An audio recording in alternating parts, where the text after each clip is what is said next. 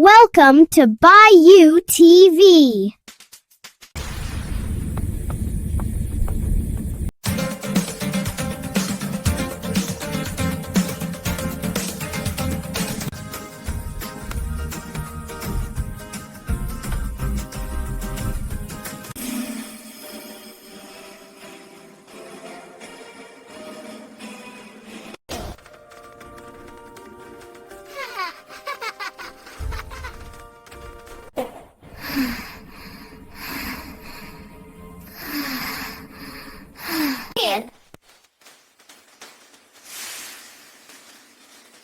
Watch closely. This scale shows how a heavy rock and a light feather can balance perfectly.